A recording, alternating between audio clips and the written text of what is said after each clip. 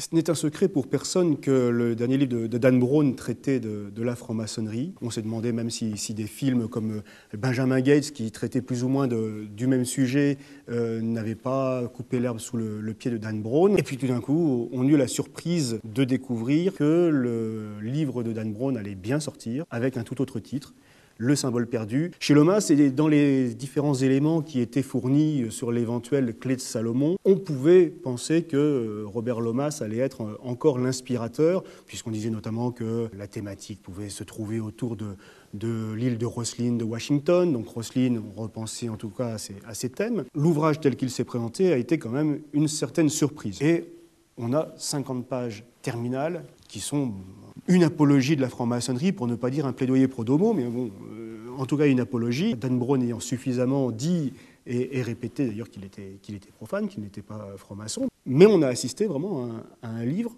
tout à fait étonnant, qu'effectivement Robert Langdon suit quasiment un parcours initiatique maçonnique. Il arrive à Washington pour une intrigue. Bon, déjà, l'intrigue ne va pas se dérouler de midi à minuit. Il arrive donc au Capitole, où je ne vais pas, dans ce que je vais exposer, je ne vais pas déflorer l'intrigue pour ceux qui ne l'auraient pas lu, mais il y a quelques éléments qui peuvent très facilement faire comprendre de quoi il s'agit. Parce qu'on voit que Dan Brown, dans son livre, traite Langdon, le héros, de manière très différente. Et là, on se rend compte, dans Le symbole perdu, que sans être totalement passif, Robert Langdon subit plus qu'il n'agit réellement. Là, effectivement, il est confronté à cette disparition de cet ami qui, soi-disant, avait dû le faire venir, donc il est d'une certaine manière aveugle. Là, il ne sait plus ce qu'il doit faire, il ne sait plus où il en est, et première étape, quasiment, on va le voir descendre sous le Capitole, dans un lieu qui est nommément défini comme un cabinet de réflexion. Un temps qui est justement un temps sacré, qui n'est pas un temps précis, fixe, et qu'il décrit dès les toutes premières lignes quasiment du symbole perdu, où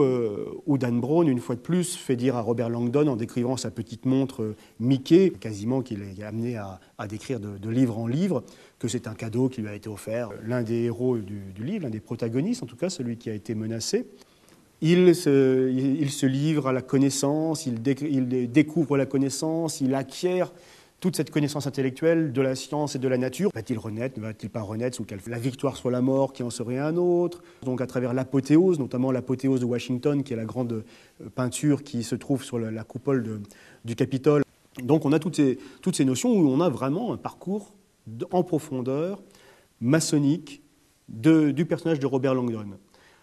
Alors tout cela pourrait être tout à fait fortuit, mais dans l'intégralité de l'ouvrage, il ne s'agit pas de le découvrir ici. Il y a d'abord, j'en suis certain, des éléments que Dan Brown a voulu glisser, un certain nombre de clés, énormément de clés, alors que tout le destinait à être un louveteau, un fils de maçon, donc, puisque Peter Salomon, le professeur Peter Salomon, donc le secrétaire du Smithsonian Institute, est lui-même maçon. C'était un louveteau, donc un fils de maçon, en symbolique numérique, le 5. Ce cheminement 3-5-7 aussi, il parlera certainement à plus d'un niveau, encore des éléments qui sont comme ça disséminés par Dan Brown à un certain nombre d'éléments. Et finalement, il se transforme, il arrive, il revient, et il revient pour se venger. Le chemin initiatique est certainement très, très important, mais il a oublié qu'aussi, il ne devait pas nécessairement renoncer, oublier sa vie sur la maçonnerie en dehors de ce plaidoyer. On va voir ensuite ce qu'il faut faire éventuellement de ce plaidoyer. Avant que le livre ne sorte, sur ce qu'il pouvait y avoir de maçonnique dans le livre qui viendrait de Dan Brown, ce n'est pas le cas, notamment le dollar, que c'est une fantaisie. Et Langdon répond, oui, amusant, mais pas très convaincant.